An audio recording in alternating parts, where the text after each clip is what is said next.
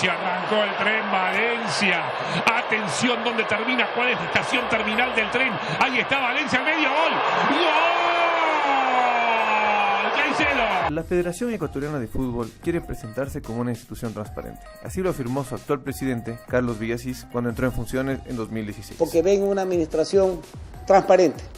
Ahora nos buscan, como nos buscaron para cuando concedimos los derechos del campeonato nacional. Sin embargo, los intentos de limpiar la casa tras la administración controversial de Luis Chiriboga todavía generan dudas. ¿Qué hacía Chiriboga lo que hacía era, por ejemplo, entregar dinero a las asociaciones, hacerles participar de los ingresos que el fútbol tenía, pero además viajes para torneos internacionales, entiéndase Copa América, campeonatos del mundo, eliminatorias. Empezaron a tener presencia los presidentes de asociaciones y presidentes también de clubes o delegados de clubes. Entonces él tenía un respaldo total de los clubes y se hicieron, me parece, los desentendidos, ¿no?, de lo que estaba sucediendo en la federación. Chiriboga, se ha demostrado, recibía dinero por parte de una empresa muy grande de torneos y competencias, que ahora es torneos, de torneos y competencias, no solo él, sino otros directivos del fútbol sudamericano, para que esa empresa pueda seguir controlando lo que estamos hablando ahora, los derechos de televisión. El gran negocio del fútbol está alrededor de los derechos de televisión. Entonces Chiriboga recibía ese dinero y lo que hacía era, a través de la federación, un dinero por compra de conciencia o compra de decisión. Ese dinero a través de la federación lo hacía lícito, ¿no?, lo ponía en el mercado ecuatoriano, es lo que la justicia ha determinado. Yo estuve con Chiriboga en la comisión de selecciones, pero debo ser claro, nunca fui testigo de un hecho de corrupción, porque desde luego yo no hubiese soportado cosas de esa naturaleza. Pero gente que ha estado alrededor del fútbol en uno o en el otro periodo, un poco más cercano a los dirigentes, hablan de que hay más transparencia ahora. Yo no asevero ni sí ni no, ni lo uno ni lo otro. Y no es que me falte agallas para hacerlo, es simplemente que no tengo pruebas ni he tenido un conocimiento directo de estas cosas. Hay que decir que Villasís lo que trataba es de poner un poco de orden en la casa de la selección, una casa de la selección que sirvió, ¿para qué?, para lavar dinero, porque según la fiscal, compraba en la casa de la selección productos por cantidades que no eran lógicas. ¿Para qué? Para lavar dinero. La corrupción lo que viene por primero, pues, y eso hace quedar mal al país. Y el deporte en general, porque el deporte debe ser sano, se supone que es deporte. Entonces está bien que, como digamos, lo económico es importante, pero no como para que quedemos mal a nivel deportivo. Yo relaciono mucho al caso FIFA Gate con el caso de Brecht, ¿sí?, en todo aspecto. El caso FIFA Gate fue destapado desde un país determinado, Estados Unidos. Consiguieron al principal hacedor de este tema, le pusieron preso a este man y él solito fue delatando todo cómo operaba en cada país. En Ecuador, el fútbol no ha podido hacer barrera ante la corrupción, al menos durante los últimos 20 años. Esta ha sido una constante. Hoy, en pleno 2018, los derechos de televisión y el manejo de los pases de los jugadores son un ejemplo de algo que no va bien.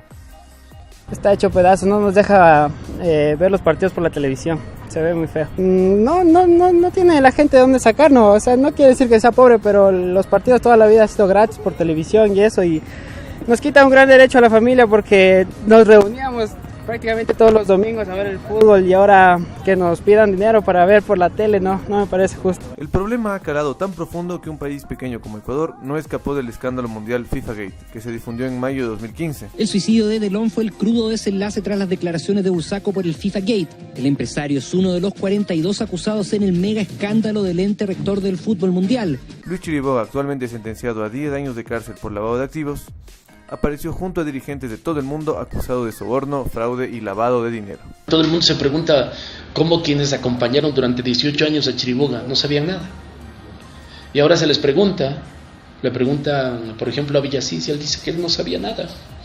Nadie supo nada, pero no solo Villasís, no solo los otros miembros del directorio, sino también los clubes. Porque estas son cosas que se van comentando, ¿no?, que la gente se va enterando más en en un mundo pequeño, porque finalmente así es de lo que representa la actividad futbolística, pero nadie supo nada. ¿Cómo es posible? Sí, ¿cómo es posible? Pero nadie ha cuestionado. Mira que inmediatamente cae Chiriboga, cuando Chiriboga es apresado, asume Villasís el control de la Federación Ecuatoriana de Fútbol, su vicepresidente durante tanto tiempo, y lo primero que hacen los clubes es respaldar la presencia de Villasís y no preguntarse, ¿no habrá sido que Villasís también algo sabía? El caso FIFA Gate se fue a la cabeza de cada país sudamericano, que conozco el tema. El único país, bueno, hay dos países que salieron, o dos dirigentes de país salieron medio bien librados, el de Uruguay y algo el de Chile, pero quedaron las cabezas. Ahí ya dependía de cada país, si caía la cabeza, que caiga todo el cuerpo, como fue por ejemplo en Uruguay, en Chile, en Colombia, cayó la cabeza, cayó todo el cuerpo, y hubo gente nueva que llegó a manejar el fútbol en sus países. Veremos los resultados a mediano plazo. O como pasó en Ecuador, que solo cayó la cabeza y nada más. No, o sea, cayó el Ligero Chiriboga y el cuerpo de la FEF sigue exactamente igual, se reemplazó el Ligero Chiriboga y siguen los Villasís, los Rómulo Aguilar, los de la Torre, Santos Duale, y sigue toda esa estructura. Pero la corrupción no aterriza únicamente en los estratos más altos, donde se juegan millones, sino también en las divisiones inferiores. Ese es el caso de los cambios de identidad y falsificación de documentos, escándalo Niños con Bigote. De que tengo la certeza de que hay corrupción, la hay. Hechos palpables, falsificación de identidades, ¿verdad? Alteración de edades, ¿verdad? Dirigentes, hablo en forma general nuevamente, que no respetan precisamente el juego limpio. Con más de 120 cotejos con la tricolor mayor, Walter Ayoví también fue víctima de los traficantes de futbolistas.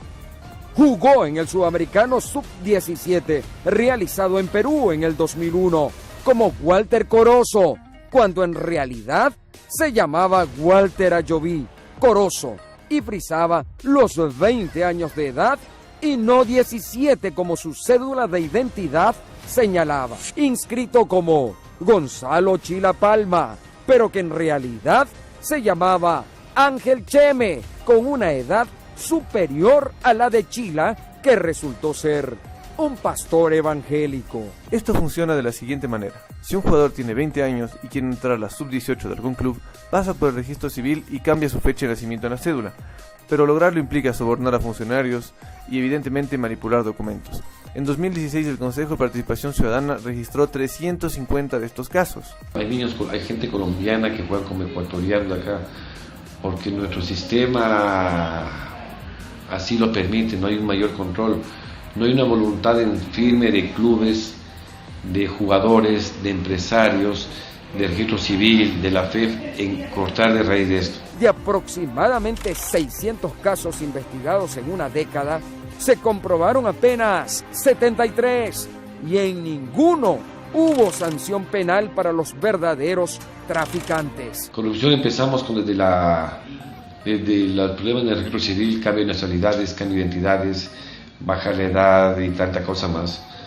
Porque el fútbol a finales de los 90, inicio del siglo XXI, se convirtió en una tabla de salvamento para muchas familias de escasos recursos, que veían en su hijo la forma de salir de la miseria o de la escasez económica.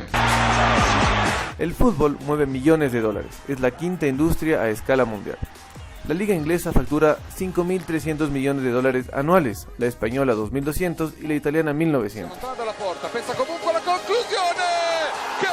En Ecuador, este deporte representa cerca de 70 millones. Los casos de corrupción son recurrentes en una industria tan lucrativa.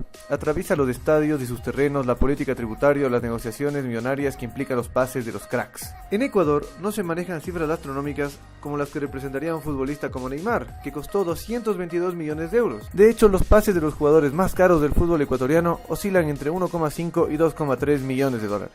Estos serían los 10 más caros según Transfer Market, un sitio que evalúa el precio estimado que tendrían los jugadores. En Ecuador, la corrupción, fraude y lavado de dinero no varían mucho, es decir, la escala es más pequeña que en los países grandes, pero los métodos son similares. Pagar jugadores para arreglar partidos, corromper árbitros, falsificar documentos o simplemente mover contactos para que uno tenga más oportunidad que otros.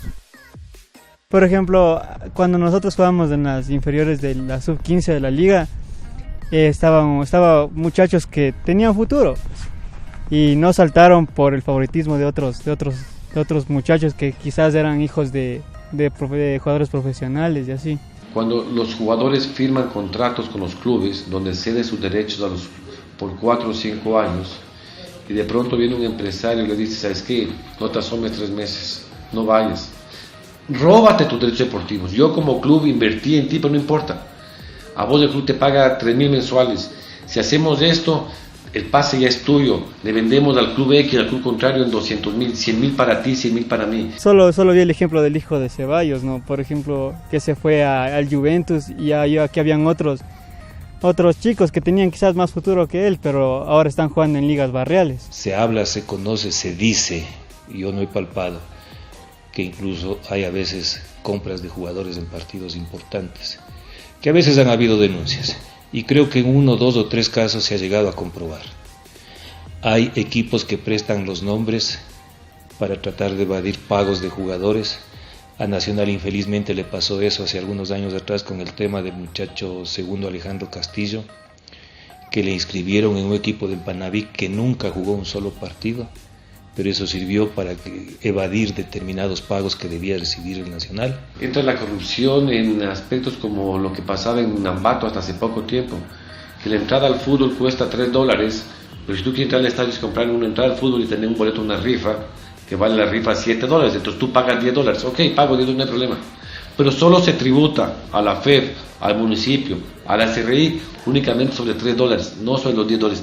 Entonces todo eso es la corrupción en el fútbol. Este año aparentemente están prohibidas las rifas, pero insisto, echa la ley, echa la trampa. Y tampoco es nuevo, sucede aquí y en el resto del mundo. El escándalo del Calciopoli en Italia es un caso que data de 2004-2005. En ese entonces, clubes de renombre mundial como Juventus, Milán, Fiorentino o la Lazio cayeron ante la justicia por sobornar árbitros. Tuvieron sanciones económicas y deportivas. En España recuerde que hay incluso jugadores ecuatorianos que están siendo investigados y que probablemente incluso sean sentenciados por amaño de partidos.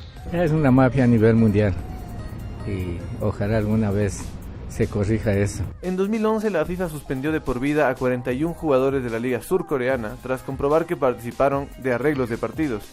La mayoría de futbolistas admitió que aceptaron sobornos de una organización clandestina para perder. Además, otras 16 personas fueron detenidas, entre exjugadores, dirigentes y corredores de apuestas. Son grandes mafias monopolizadas, no dejan participar a todo el mundo en el asunto del deporte. Yo hubiese querido que nunca pase nada de esto con nadie, porque es doloroso que el fútbol viva situaciones de esta naturaleza, pero si las cosas se han presentado, si las cosas se han comprobado, tienen que ser sancionados con todo el peso que corresponde. Yo aspiraría a que toda la gente de la FEF renuncie para que vaya gente nueva, gente con nuevas ideas. Yo creo que la corrupción en el fútbol no se va a acabar nunca.